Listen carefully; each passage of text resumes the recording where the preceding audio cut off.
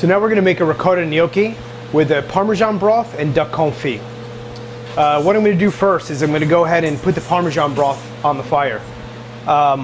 For this recipe, we're actually going to use the rinds of the Parmesan cheese. It's a great way to use up the rinds, and there's a ton of flavor in there also. So into a pot, I'm just going to put a couple cloves of garlic, a piece of onion, some rinds,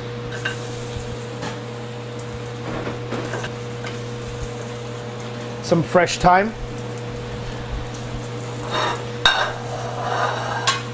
and here I have a dark chicken stock.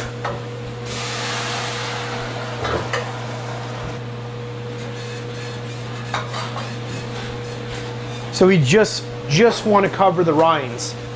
We really want to maximize that flavor from the rinds.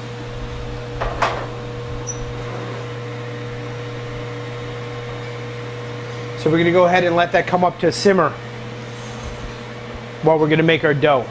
So what we're going to make is a ricotta gnocchi. It's actually a cross between a classic gnocchi and a gnudi. This recipe doesn't have potato in it. What I found is by putting a majority of fresh ricotta in, it keeps it a lot lighter.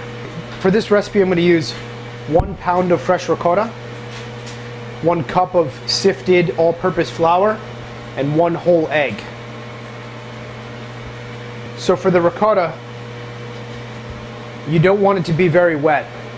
A nice fresh ricotta, the top portion of it is going to be fairly dry.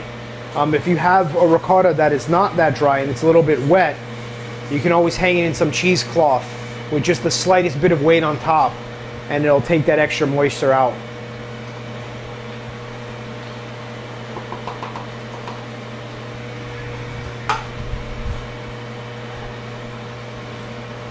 Okay. Just gonna make a little well. The whole egg goes right in.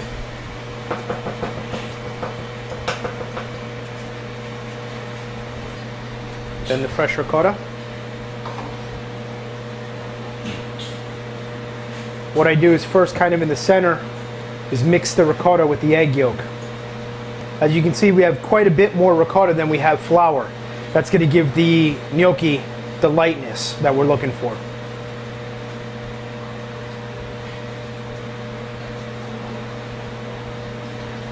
It might seem that the dough is a bit wet, but that's okay.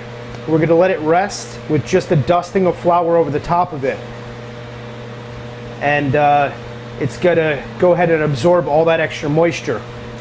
And we want to put as little of the flour in as possible to keep the lightness.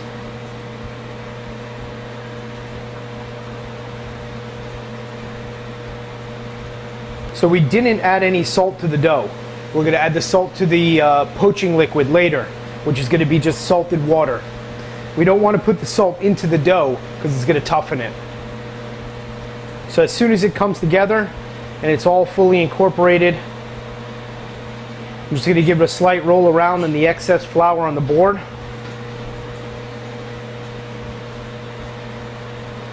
I'm going to reserve this covered in the refrigerator for about 15 to 30 minutes. After our dough is rested, we're going to do about a quarter portion at a time. I use a stainless steel table because you actually want the friction of the dough on the table so you don't have to add excess flour. Before we cut them, we'll add a little bit of flour just so they're not sticking when we cut them. And along the way, if we just need a little bit of flour, we want to put it down, but not too much. The more flour we add is the tougher our dough is going to be.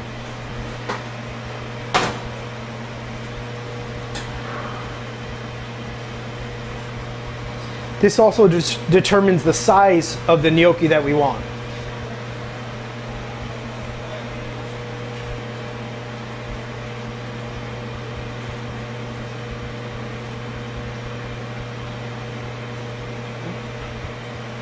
So now before we cut, just going to roll them in a little bit of flour. I'm going to put the tip of my knife in some flour. And I like to keep this very nice and rustic. I'm just going to pinch and cut. So pinch, cut.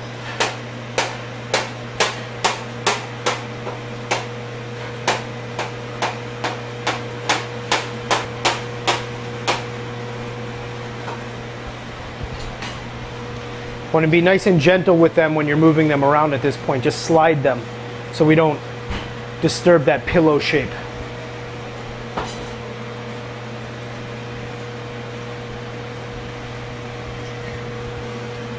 So again, for the poaching liquid, you want to salt our water pretty liberally. So what we're going to do when the water comes up to a boil, we're going to add the gnocchi in and then lower the flame down to about medium. We just want them to poach gently. As they float up to the top, we're going to leave them in the top of the water floating for about 1 minute.